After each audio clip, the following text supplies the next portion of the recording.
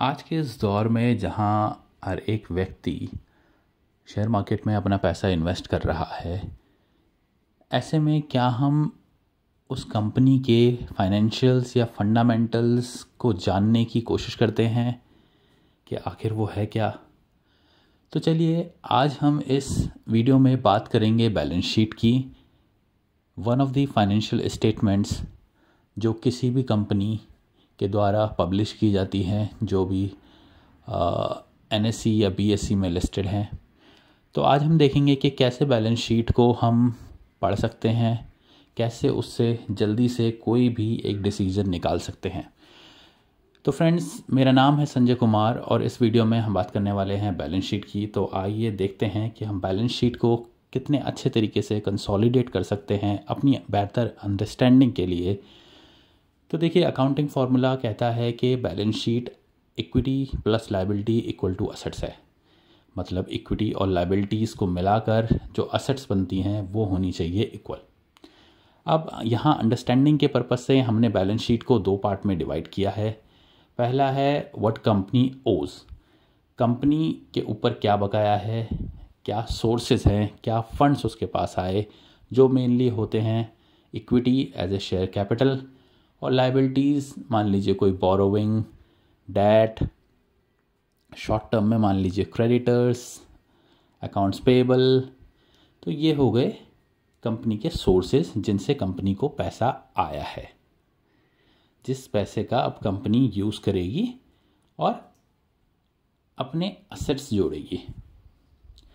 तो देखिए, दूसरा पार्ट हम बात कर रहे हैं व्हाट कंपनी ओन्स।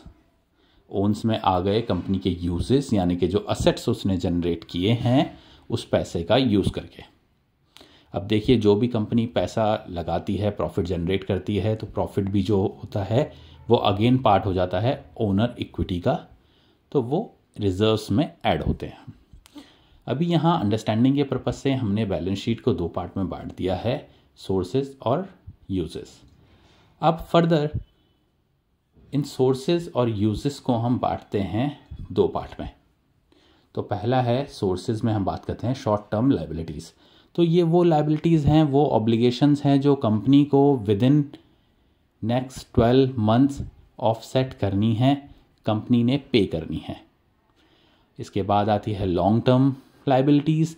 ये वो लायबिलिटी हैं जो कंपनी ने विद इन 12 महीने तो नहीं, लेकिन हाँ उसके बाद में भी कंपनी ने ये देनी है।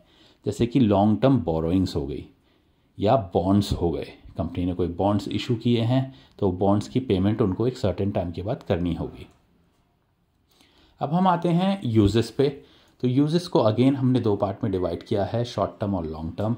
शॉर्ट टर्म मोस्टली कहे जाते हैं जो मोर लिक्विड हैं, जो कैश एंड कैश इक्विवेलेंट है, जल्दी से जो है कैश में कन्वर्ट किए जा सकते हैं। इसमें और नाम से जाना जाता है, उसे कहते हैं करंट असेट्स। लेकिन और लिक्विडिटी निकालने के लिए हम इसमें से इन्वेंट्री को भी लेस कर देते हैं। और दूसरा पार्ट इसमें आता है लॉन्ग टर्म असेट्स का, जो कि कंपनी ने मोस्टली इकोनॉमिक बेनिफिट्स लेने के लिए या फिर रेवेन्यू जनरेट करने के लिए जो कंपनी ने long term assets during the period खरीदी हैं, जहां फंड यूज़ किए हैं, वो है लॉन्ग टर्म असेट्स। जैसे कि machinery, factory, plant, furniture, fixture, ये सारी चीज़ें जो हैं आती हैं आपके लॉन्ग टर्म असेट्स में। तो देखिए, यहाँ हमने बैलेंस शीट को सिंपल शब्दों में समझने के लिए दो पार्ट में बांटा और उन दो पार्ट को फिर फर्दर दो पार्ट में बांटा, सोर्सेज का लॉन्ग टर्म और शॉर्ट टर्म में, और यूजेस को भी लॉन्ग टर्म और शॉर्ट टर्म में। अब देखिए, हम यहाँ बात करने वाले हैं कि हमारी इतनी अंडरस्टैंडिंग हो गई कि बैलेंस शीट को हमने मात्र 4 चीज़ों में कंसोलिडेट करके रख दिया है। अब यहाँ दो चीज़ें हैं जो हमको बहुत ध्यान देने वाली हैं किसी भी बैलेंस शीट को एनालाइज करते समय, और वो हैं सबसे पहला आपकी शॉर्ट टर्म लायबिलिटीज़ जो है वो आपके शॉर्ट टर्म असेट्स से ज़्यादा नहीं होनी चाहिए। अगर ऐसा है तो इसका मतलब है कि कंपनी अपनी शॉर्ट टर्म ऑब्लिगेशन को फुलफ़िल करने के लिए, मीट करने के लिए पैसे नहीं है उसके पास। और इसका नतीजा क्या होता है? इसका नतीजा होता है long term liability greater than long term assets. तो जो हम लॉन्ग टर्म फंड ले रहे हैं उसे हम अपने पास के ऑब्लिगेशंस यानी कि जो शॉर्ट टर्म ऑब्लिगेशन है उनको मीट करने के लिए यूज़ करने लगते हैं, जिसकी वजह से आपकी लॉन्ग टर्म असेट्स कम जनरेट होती है। तो ये दो चीज़ें हैं जो आप क्विकली किसी भी बैलेंस शीट में एनालाइज करने के लिए देख सकते हैं कि क्या ये दो चीज़ें वहाँ फिट बैठ रही हैं कि नहीं। अगर शॉर्ट टर्म लायबिलिटी हायर है शॉर्ट टर्म असेट से तो ये एक अलार्मिंग साइन है, और वैसे ही अगर लॉन्ग टर्म लायबिलिटी हाई है लॉन्ग टर्म असेट से तो ये भी एक अलार्मिंग साइन है कि कंपनी अच्छी पोजीशन में नहीं है, यहाँ बेहतर फाइनेंशियल मैनेजमेंट नहीं किया जा रहा है, फाइनेंसिस को अच्छे से बेटरली मैनेज नहीं किया जा रहा। वैसे यहाँ पे और भी पैरामीटर्स होते हैं जब हम रेशो एनालिसिस की बात करते हैं पूरे फाइनेंशियल स्टेटमेंट को एनालाइज करने के लिए, परंतु ये वो शॉर्ट टर्म के हैं जो क्विकली हम खुद एनालाइज कर सकते हैं। तो चलिए अब हम बात करते हैं एक केस स्टडी की।